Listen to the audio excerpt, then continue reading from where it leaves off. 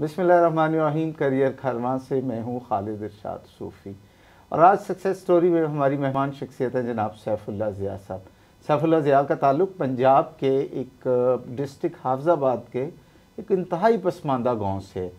उस गाँव में जो रोज़मर्रा ज़िंदगी की सहूलियात थी वो भी ना थी, इनके बचपन में स्कूल नहीं था, इसके अलावा घर में भी जो है एक माली दबाव था, मुश्किलात थी, गुर्बत कह सकते हैं। लेकिन इस सारे जो मुश्किलात हैं इसके बावजूद सैफ साहब का एक अज़्म था, इन्होंने तालीम हासिल की, आगे बढ़े और आज इस्लामाबाद में इनका हेड ऑफिस है, इनकी एक फर्म है जूम इंजीनियर्स के नाम से, कंस्ट्रक्शन कंपनी है बहुत बड़ी, और यही इनका घर है। इसके अलावा वेलफेयर के बहुत सारे प्रोजेक्ट ये चला रहे हैं। इनकी सक्सेस स्टोरी इन्हीं से सुनते हैं। अस्सलाम वालेकुम सैफ साहब। वालेकुम सलाम खालिद इरशाद साहब, बहुत शुक्रिया आपका। आपने इतना धुंध में और ठंड में सफ़र किया और मुझे इस काबिल समझा कि मेरे साथ बातचीत की जाए, हालांकि मैं तो बहुत अपने आप को छोटा समझता हूँ। सब बात वहाँ से शुरू करते हैं, आपके बचपन से। तो वो कौन था जिसने आपको ख्वाब दिखाए कि इस्लामाबाद जैसे बड़े शहर में आप बैठे हैं, आज करोड़ोंपति हैं, सैकड़ों मुलाजमीन हैं, आधी दुनिया घूम चुके हैं। खालिद इरशाद साहब, जिस तरह हर एक का बचपन होता है और कोई पता नहीं होता कि मैंने क्या बनना है। हम तो एक दूर, जैसा आपने फरमाया है कि छोटे से गांव में थे, तो ये पता ही नहीं था कि इंजीनियर कौन होता है, डॉक्टर कौन होता है, कौन किस तरह बनता है। सिर्फ इतना पता था कि पटवारी बन जाएंगे या पुलिस में चले जाएंगे, बस। इसके अलावा हमें किसी चीज़ का पता नहीं था। अच्छा। और जब प्राइमरी करके मिडिल में आए और जब मिडिल से हाई में आए, तब शहर में आए, तो फिर थोड़ा सा समझ आई कि हाँ। स्कूल आपके जो मिडिल स्कूल या हाई स्कूल गांव से कितना दूर था और कैसे आते जाते थे? जो प्राइमरी था वो तो गांव में था और स्कूल का नाम नहीं था, स्कूल नहीं था। हम वो जो होती है ना बोरियां लेकर कभी आपके घर, कभी मेरे घर, कभी किसी के डेरे में बैठते थे और टीचर साहब कभी आते थे कभी नहीं आते थे। लेकिन जब मिडिल में गया, अपने नौनिहाल चला गया, तो वहाँ से स्कूल तकरीबन था कोई 5 मील, 7-8 किलोमीटर। अच्छा, आपके ननिहाल में? ननिहाल में। तो वो पैदल जाया करते थे, गर्मी हो या सर्दी हो। तो जैसे मैंने लिखा भी है किताब में भी, कभी शलवार है तो कमीज़ नहीं है, कमीज़ है तो जूता नहीं है, जूता है तो पेंसिल नहीं है, पेंसिल है तो किताब नहीं है। तो कोई ना कोई कमी रहती थी। लेकिन पैदल जाना बस्ता इतना बड़ा हैवी किस्म का और पैदल आना, तो वो काफ़ी मतलब जी हाँ, सुबह 1.5-2 घंटे में जाना, 1.5-2 घंटे में आना। तो ख़ासकर गर्मी में आप यकीन करें, जूता टूट जाता था, चप्पल, तो रेत होती थी गर्म, तो उस पर जब चलते थे तो हम वो घास की होती है ना, छोटे छोटे घास इतना इतना, तो वो देखकर फेंकते थे कि पाँव वहाँ घास पर रखें ताकि पाँव जलने से बच जाएं। तो बड़ी मुश्किल से वो अभी मैं आपसे बात कर रहा हूँ तो मेरे पाँव में वो तबश महसूस होती है कि वाकई वो गर्मी हमने सही हुई है। और फिर इतना हैवी बैग भी होता था किताबों का। ये तालीम की लगन किसने दी है आपको? किसने, आपके वालिदैन ने सिखाया, किसी उस्ताद ने कहा कि पढ़ो? वरना होता ना बच्चा बदसन हो जाता है, यार रोज़ 7-8 किलोमीटर में चलूँ, उससे बेहतर है कि मैं गांव में मज़ारा बन जाऊँ, काश्तकारी में चला जाऊँ। उसमें जैसे हर के साथ, काफ़ी लोगों के साथ यही होता है कि वालदा, मेरी वालदा का एक ख्वाब था। अच्छा, वो वालदा का ख्वाब जो था ना, मुझे समझ आई आकर कोई 10वीं 11वीं में, पहले नहीं पता था कि वालदा का ख्वाब था कि मेरा बेटा पढ़ेगा और बड़ा बनेगा। अब मैं दोस्तों को कहता हूँ, मैं किताब में लिखा है और सब बच्चों को कहता हूँ कि ख्वाब देखा करो, और जिसकी माँ अच्छी हो ना, जो उसकी माँ ख्वाब देखती है उसमें कन्वर्ट हो जाता है, उसमें ट्रांसफ़र हो जाता है। तो वो फिर बच्चा उस ख्वाब को लेकर चलता है, तो फिर अपने ख्वाबों की तबीर वो हासिल करता है। मेरे साथ भी यही हुआ। मेरी माँ का एक ख्वाब था कि मेरा बेटा पढ़ कर बड़ा बनेगा, लेकिन मुझे नहीं पता था। लेकिन जब मैंने ऐसे बताया आपको, जब मैं आया मैट्रिक के बाद, तो FSC में तक कोई नहीं पता नहीं था कि मैंने बनना क्या है। तो फिर मुझे अल्लाह ताला ने ख्वाब दिखाया और ख्वाब देखता था जीते जागते में, चलते फिरते, कि मेरी इस तरह गाड़ियाँ होंगी, मेरी एक गाड़ी आ रही होगी, एक गाड़ी जा रही होगी, बंगला होगा, नौकर चाकर होंगे और मेरा घर होगा। मैं ऐसे ख्यालों में रहता था। अब अल्लाह ताला ने एग्जैक्टली, अब ये कोई शो वाली बात नहीं है क्योंकि अल्लाह ताला ने दिया, तो मैं बात कर रहा हूँ अपने बच्चों को समझाने के लिए कि जो आप लोगों के ज़हन में पिक्चर एक बन गई, आप उस पिक्चर को लेकर चलेंगे तो इंशाल्लाह अल्लाह ताला रास्ता खोलता जाएगा। तो मेरा सेम वही जो मैं ख्वाब देखता था, और ख्वाब सोए नहीं, जागते हुए ख्वाब, ठीक थे, वही अल्लाह ने पूरे कर दिए। अच्छा, आपने डिप्लोमा किया एसोसिएट इंजीनियरिंग का, ये किस तरह ख्याल आया कि ये टेक्निकल एजुकेशन सीखनी है? पता ही नहीं था कि टेक्निकल क्या होता है। एफएससी की, एफएससी लेकर अल्लाह जन्नत नसीब करे, मेरा नाना था, काफ़ी लोगों के पास मुझे लेकर गया कि मेरा दोता है, इसने पढ़ लिया, इसको नौकरी दिलवाई जाए। तो लोग हंसते थे कि यार 12 जमातें पास करके तो ये क्या नौकरी करेगा। तो हम एक मेहरबान के पास गए तो उसने कहा मेरे बेटे ने ये किया है डिप्लोमा, तो आप भी कर लें। तो मैंने कहा खर्चा कोई नहीं। तो फिर वो मेरे घर वालों ने, मामू ने और साहब ने कहा अच्छा ठीक है, हम जैसा भी हुआ आपको खर्चा दे देंगे, आप पढ़ें। तो मैंने जाकर दाखिला जब ले लिया तो मैंने देखा वो कोर्स तो बड़ा आसान है क्योंकि मैंने एफएससी की हुई थी। तो वो एफएससी वाला सारा कोर्स था। मैंने साथ बीए भी कर लिया, मैंने साथ AMI भी कर ली। तो वो डिप्लोमा मेरे लिए बड़ा आसान था, तो उसमें मैं डिस्टिंक्शन मिल गई और बीए भी कर लिया और AMI भी कर लिया अल्लाह के फजल करम से। लेकिन बहुत लंबी स्टोरी है। मैं सारी सारी रात पढ़ता था और सारी सारी रात सफ़र करता था, एक लम्हा भी आराम नहीं करता था। तो अल्लाह ने 3 साल में मुझे सारा कुछ, जो 2-3 डिग्रियां मुझे अल्लाह ताला ने अता फरमा दी। आपकी शादी भी रवाज के मुताबिक जल्दी कर दी गई, आप अकेले थे। अच्छा, आप शादीशुदा भी थे, औलाद भी हो गई, अभी पढ़ भी रहे थे और पढ़ाई भी की और डिप्लोमा करते रहे, साथ बीए भी कर लिया, बाकी कोर्सेज भी कर लिए और गांव से इतनी दूर जाते भी थे। ये सारा मैनेज कैसे करते थे? ऐसे मेरी वालदा और मेरी बीवी जी, हम बच्चे थे यार 12-13 साल के, हमें पता नहीं था शादी होती क्या है। अच्छा, तो मेरी वालदा ने शादी इसलिए कर दी, मेरी वालदा बीमार हो गई कि मैं कहीं अल्लाह को प्यारी ना हो जाऊं, तो मैं अपने बेटे की शादी में अकेले ही था, शादी करती जाऊं। शादी हो गई, हम दोनों को पता ही नहीं था। किस उम्र में शादी हुई? 13 साल। अच्छा, आप सिर्फ 13 साल 13 साल के, दोनों हम 13 साल के थे। अच्छा अच्छा अच्छा अच्छा, ठीक है ना। अच्छा, उसके बाद मेरे पढ़ने में मेरी माँ को लोगों ने पंजाबी चुके देने मेना मारना, वैसे तंज करना कि जी राज बीबी का बेटा बीए पास हो गया है। मतलब ये था कि आप पढ़ाई ख़त्म, शादी होगी, ये बीए पास। इस लफ्ज़ ने मुझे हिम्मत दी, इंस्पायर किया कि नहीं अब मैं बीए पास करके दिखाऊंगा। और बेगम मेरी, मैं सारी रात साइंस रख ली मैंने एफएससी 9वीं 10वीं में। तो गांव का रहने वाला था, ना कोई सहूलत थी और लालटेन नहीं थी, वो होता है ना दिया जिसको डीवा कहने हैं यहाँ से, तेल वाला बत्ती वाला डीवा, वो होंदा सी। और बेगम मेरी राती कोल बैठ जाती सी तो मैंने पक्का चलती सी, तो मैं राती पढ़दा सा। गर्मियाँ मच्छर हो सारी रात हो से, तो मैं पढ़दा हुंदा सा। अच्छा, माशाल्लाह। तो बीए करते करते कितने बच्चे हो गए आपके? बीए करते करते हुए 2 बच्चे हो गए, 2 बेटियां हो गई। अच्छा अच्छा, माशाल्लाह। शर्म भी आती थी कि बेटियां वाला हो गया हूँ, माशाल्लाह। हाँ। अच्छा, फिर पहली जॉब अमली ज़िंदगी में कैसे आए? क्या पहले नौकरी की या शुरू से ही अपने बिजनेस का आगाज़ किया? मुझे ना अल्लाह ताला ने एक चीज़ करम कर दिया। जब मैंने 9वीं क्लास में आया तो साइंस रखी ना, तो साइंस टीचर ने हमें डराया कि गांव के लड़के साइंस ना रखें क्योंकि मुश्किल होती है, प्रैक्टिकल करने होते हैं, लेट रुकना पड़ता है, लिहाजा गाँव जाना होता है वापस, लिहाजा साइंस ना रखें। तो काफ़ी लड़कों ने साइंस छोड़ दी, लेकिन मैंने रखी। क्यों कि मेरे साथ वाले दोस्तों, मेरे जो क्लास वालों ने रख ली। मैंने कहा अगर ये जो अल्लाह ताला मुझे चीज़ दी ना, वो ये दी कि अगर ये इसने कर लिया तो मैं भी कर लूँगा।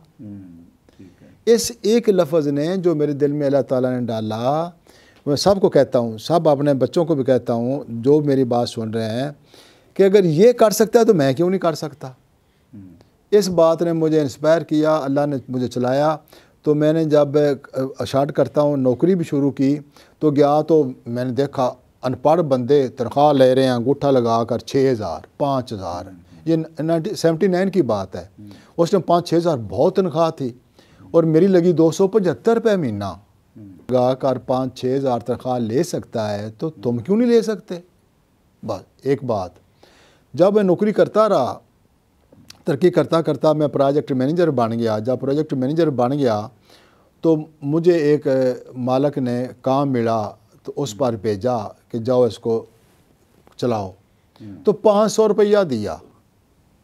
जब 500 लेकर मैं थोड़ा चूना लिया, कोई फीता लिया, जाकर निशान लगाए और बंदे पकड़कर खुदाई वाला, ईंट वाला, रेत वाला, बजरी वाला, सीमेंट वाला उधार पकड़कर काम शुरू कर दिया। तो मुझे अल्लाह ताला ने दिल में ये ख्याल डाला कि अगर आप इसके लिए 500 रुपये से काम चला सकते हैं तो अपना क्यों नहीं कर सकते।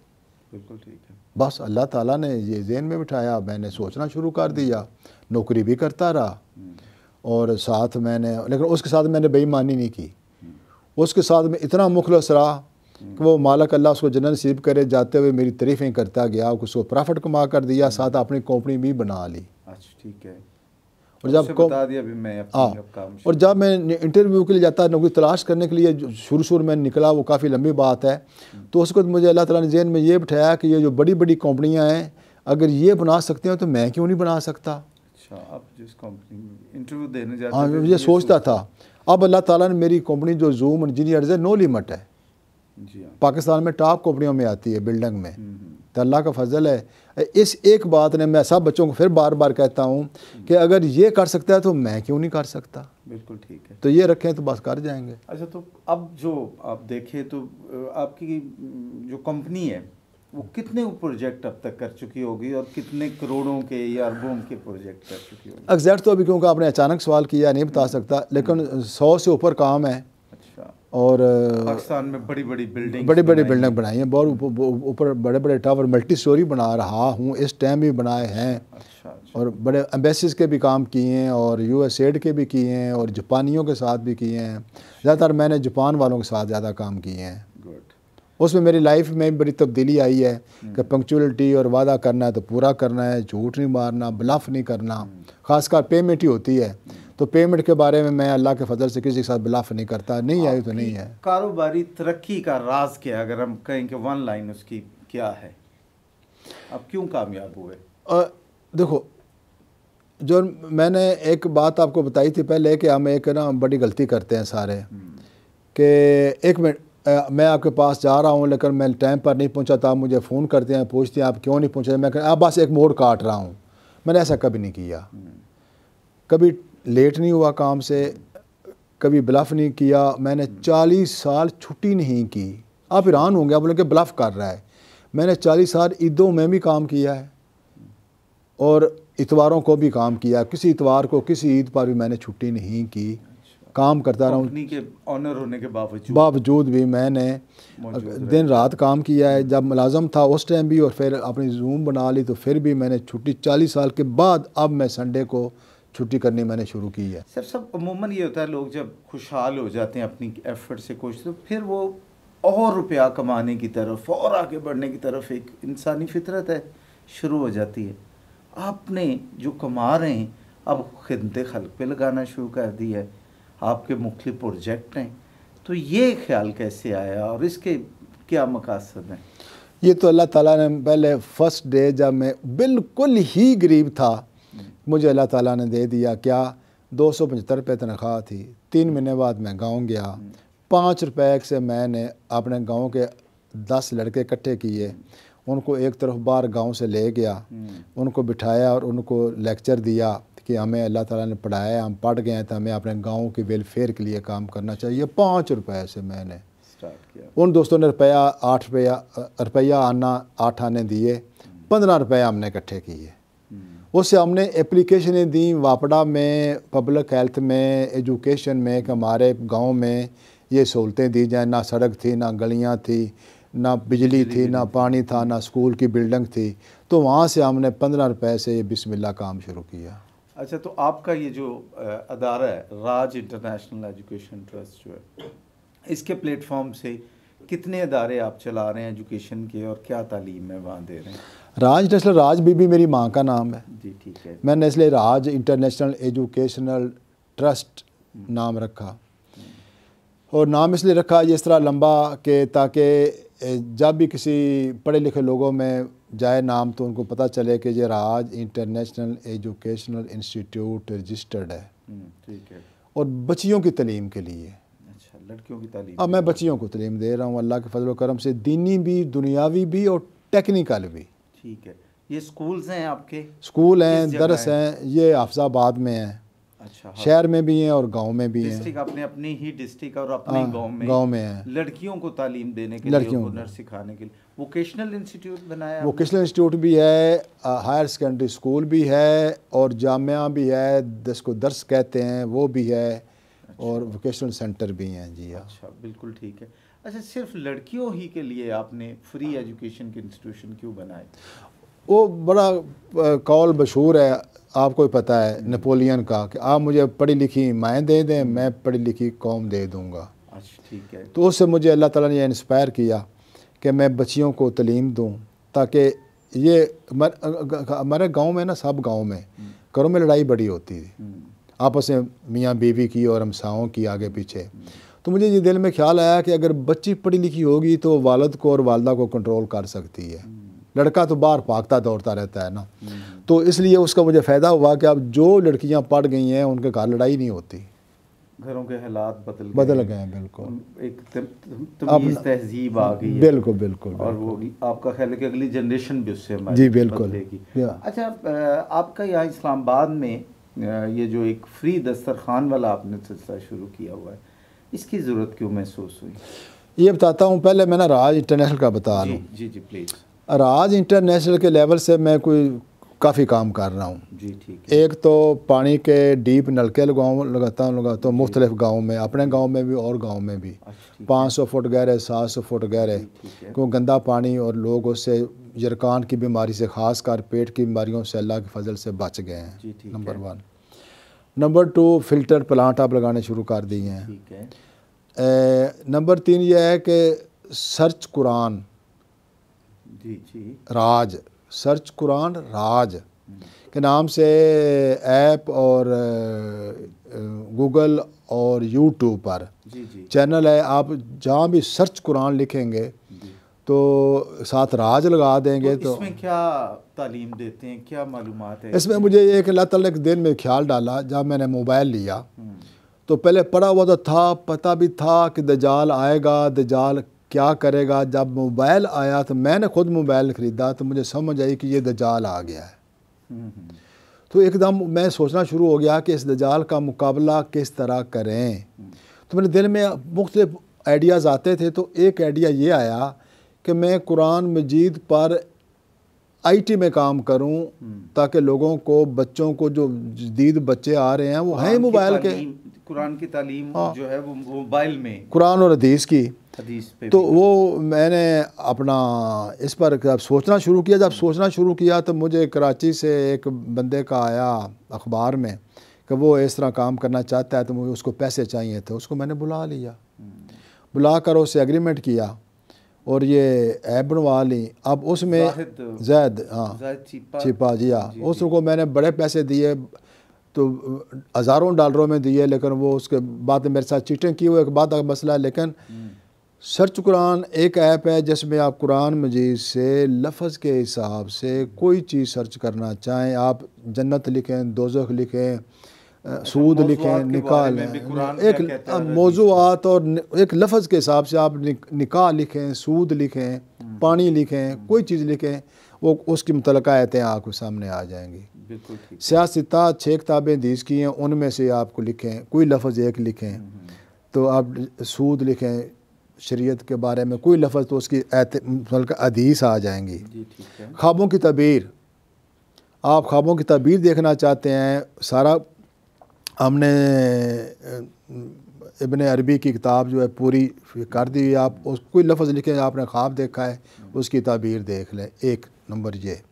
यूट्यूब पर बुखारी शरीफ, मुस्लिम शरीफ, उर्दू में तर्जमा एक एक हदीस शरीफ का करा के फ्री पूरी दुनिया में करोड़ों लोग सुन रहे हैं। आप कोई हदीस टॉपिक के हिसाब से, नंबर के हिसाब से बोलें, यूट्यूब को सामने आ जाएगी, नीला कलर होगा।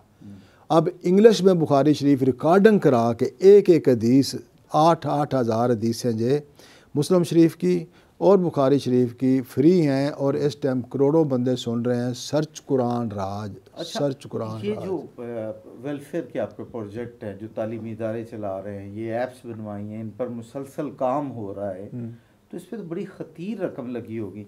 तो ये आपने अपने ही कमाए हुए प्रॉफिट से लगाते हैं या कोई डोनेशन इकट्ठी करते हैं? आज तक अल्लाह के फजलो करम से किसी से डोनेशन ना मांगा है, ना किसी ने दिया है। ठीक है। अपनी कमाई से दो कमाइयाँ हैं, एक ज़कात, एक अल्लाह वास्ते। ठीक है जो अल्लाह वास्ते निकालता हूँ वो कुरान मजीद पर, हदीस शरीफ पर लगाता हूँ। जी। ठीक। जो ज़कात निकालता हूँ दरस मदरसे और वोकेशनल सेंटर और नल के पानी और इन पर लगाता हूँ। अच्छा, ठीक है। और जो सबसे मुश्किल काम है कि साल के बाद हिसाब कर कर वो सारा ज़कात निकालना, वो मुश्किल काम है जो अल्लाह ताला ने मुझे तौफीक दी है।